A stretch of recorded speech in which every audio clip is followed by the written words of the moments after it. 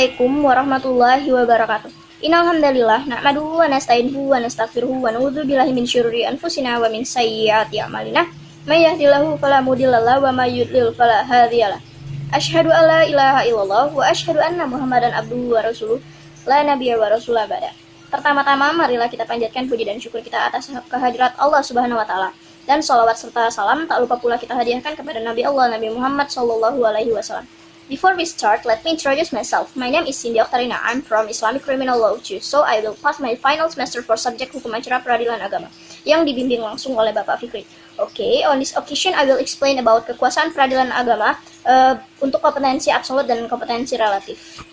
Sebelum saya memaparkan materi lebih dalam, perlu diketahui arti dari kompetensi itu sendiri. Dalam Kamus Besar Bahasa Indonesia yang berarti kewenangan, kekuasaan untuk menentukan atau memutus sesuatu. Nah, adapun pengertian kompetensi peradilan agama berdasarkan Undang-Undang Kekuasaan Kehakiman pasal 25 ayat 3 yang berisikan peradilan agama sebagaimana dimaksud pada ayat 1 yang berwenang untuk memeriksa, mengadili, memutus, dan menyelesaikan perkara antara orang-orang yang beragama Islam sesuai dengan ketentuan peraturan perundang-undangan. Selanjutnya, kompetensi ini sendiri merupakan implementasi dari tugas pokoknya, yaitu pengadilan agama sebagai salah satu badan atau instansi resmi dari kekuasaan kehakiman di bawah Mahkamah Agung yang memeriksa dan mengadili perkara tertentu yang diatur oleh undang-undang. Nah, selanjutnya dalam mengenai kompetensi absolut adalah wewenang dari badan pengadilan dalam memeriksa jenis perkara tertentu yang secara mutlak tidak dapat diperiksa oleh badan pengadilan lain. Adapun contoh dari kompetensi absolut itu terdapat dalam pasal 49 Undang-Undang Nomor 7 Tahun 1989 yang berisikan mengenai perkawinan, waris, wasiat, wakaf, hibah, zakat, infak, sedekah, dan ekonomi syariah. Sebagai contohnya adalah pengadilan agama yang berkuasa untuk menangani perkara perkawinan bagi mereka yang beragama Islam, sedangkan bagi orang yang tidak beragama Islam itu menjadi kekuasaan dari pengadilan umum. Adapun perkara yang dibahas dalam bidang perkawinan, yang pertama ada izin beristri lebih dari seorang, yang kedua ada izin melangsungkan perkawinan bagi orang yang belum berusia 21 tahun, yang ketiga ada dispensasi perkawinan, yang keempat ada pencegahan perkawinan, yang kelima ada penolakan perkawinan oleh pegawai pencatat nikah, yang keenam ada pembatalan perkawinan, yang ketujuh ada gugatan kelalaian atas kewajiban suami dan istri. Selanjutnya yang kedelapan ada perceraian karena talak. Selanjutnya juga ada gugatan perceraian. Selanjutnya juga ada mengenai hak asuh anak. Selanjutnya juga ada mengenai harta gono gini. Selanjutnya juga ibu itu dapat memikul biaya pemeliharaan dan pendidikan anak bila bapak yang bertanggung jawab tidak membantunya. Selanjutnya juga ada penentuan kewajiban memberi biaya penghidupan oleh suami kepada bekas istri atau penentuan suatu kewajiban bagi bekas istri. Selanjutnya ada juga mengenai putusan tentang sah atau tidaknya seorang anak. Selanjutnya juga ada putusan tentang pencabutan kekuasaan orang tua. Selanjutnya juga ada pencabutan kekuasaan wali. Selanjutnya juga ada penunjukan orang lain sebagai wali oleh pengadilan. Dalam hal ini kekuasaan seorang wali itu dicabut. Selanjutnya juga ada penunjukan wali kepada anak yang belum berusia 21 tahun karena ditinggalkan oleh orang tuanya. Juga ada pembebanan kewajiban ganti rugi atas harta anak yang di bawah kekuasaannya itu. Selanjutnya ada penetapan asal-usul seorang anak dan penetapan pengangkatan anak berdasarkan hukum Islam. Selanjutnya ada putusan tentang hal penolakan pemberian keterangan untuk melakukan perkawinan percampuran. Selanjutnya ada pernyataan tentang sah atau tidaknya perkawinan yang terjadi sebelum Undang-Undang Nomor 1 Tahun 1974 mengenai perkawinan yang dijalankan berdasarkan peraturan yang lain. Nah, dalam bidang waris, yang pertama itu perkara yang pertama itu ada penentuan siapa yang menjadi ahli waris, yang kedua ada penentuan mengenai harta peninggalan, yang ketiga ada penentuan bagi masing-masing ahli waris itu bagiannya itu. Selanjutnya ada melaksanaan pembagian harta peninggalan tersebut. Selanjutnya ada penetapan pengadilan atas permohonan seseorang tentang penentuan siapa yang menjadi ahli waris atau penentuan bagi masing-masing dari ahli waris. Nah, selanjutnya dalam bidang wasiat ada perbuatan seseorang yang memberikan suatu benda atau manfaat kepada orang lain atau lembaga atau badan hukum yang berlaku setelah yang memberi tersebut meninggal dunia. Selanjutnya pada bidang hibah yaitu pemberian suatu benda secara sukarela tanpa mengharap imbalan kepada seseorang atau badan hukum untuk dimiliki. Selanjutnya pada bidang sedekah, yaitu perbuatan seseorang untuk memberikan sesuatu kepada orang lain atau lembaga hukum secara spontan atau sukarela tanpa dibatasi oleh waktu dan jumlah, dengan mengharap ridho dari Tuhan dan pahala. Selanjutnya ada bidang ekonomi syariah yang berbentuk yang pertama itu bank syariah, yang kedua lembaga keuangan mikro syariah, yang ketiga ada asuransi syariah, yang keempat ada reasuransi syariah, yang kelima ada reksadana syariah dan obligasi syariah. Selanjutnya ada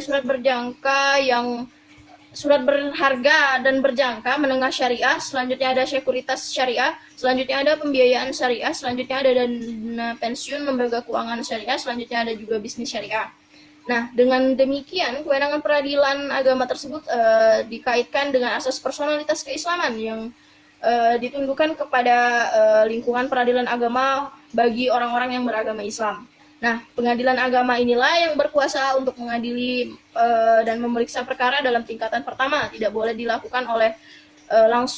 langsung dilakukan oleh pengadilan tinggi agama atau Mahkamah Agung. Nah, banding dari pengadilan agama ini juga diajukan kepada pengadilan tinggi agama, tidak boleh langsung ke pengadilan tinggi.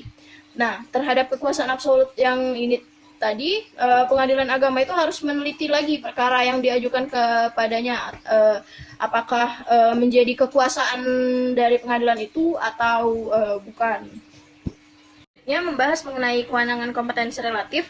Jadi kompetensi relatif itu mengatur pembagian kekuasaan mengadili antar badan peradilan, di mana berdasarkan domisili tempat wilayah dari para pihak yang diutamakan itu pihak tergugat. Nah, berdasarkan pasal 118 HIR, secara umum pengadilan yang berwenang mengadili itu adalah pengadilan yang berada di tempat kediaman tergugat berdasarkan asas aktor sequitur formulae. Nah, bila tergugat ini lebih dari satu, maka bisa diajukan di salah satu tempat si tergugat ini. Nah, bila si tergugat ini tidak diketahui, maka gugatan itu dapat diajukan dalam pengadilan di tempat tinggal si penggugat. Nah, bila gugatan ini mengenai benda yang tidak bergerak, maka gugatan itu diajukan dalam pengadilan di wilayah hukum di mana barang tersebut berada. Selanjutnya, bila ada tempat tinggal yang dipilih dengan akta, maka gugatan diajukan kepada pengadilan yang dipilih dalam akta tersebut. Nah, dalam pasal 66 Undang-Undang Nomor 7 Tahun 1989 mengenai cerai talak atau yang dilakukan oleh suami. Nah, yang pertama ini ditentukan oleh tempat kediaman termohon. Terdapat beberapa pengecualian bisa dilakukan di tempat kediaman pemohon. Yang pertama, bila si termohon ini meninggalkan tempat. Yang kedua ini, termohon ini bertempat tinggal di luar negeri. Selanjutnya, pasal 73 Undang-Undang Nomor 7 Tahun 1989 mengenai cerai gugat yang dilakukan oleh istri. Nah, ditentukan ini di kediaman si penggugat. Nah, terdapat beberapa pengecualian. Penggugat ini bisa sengaja meninggalkan tempat kediaman bersama tanpa izin tergugat. Itu boleh di kediaman si tergugat. Nah, bila penggugat ini berada di luar negeri, itu boleh di kediaman si tergugat. Nah, bila suami dan istri ini bertempat kediaman di luar negeri, maka dapat dilangsungkan di tempat perkawinan dilangsungkan atau di Pengadilan Agama Jakarta Pusat. Baik, saya akan menambahkan sedikit kesimpulan antara perbedaan kewenangan absolut dan kewenangan relatif. Nah, sudah seperti yang saya jelaskan tadi, itu kewenangan absolut itu berdasarkan jenis perkara. Nah, jenis perkara di sini artinya itu badan peradilannya itu berbeda.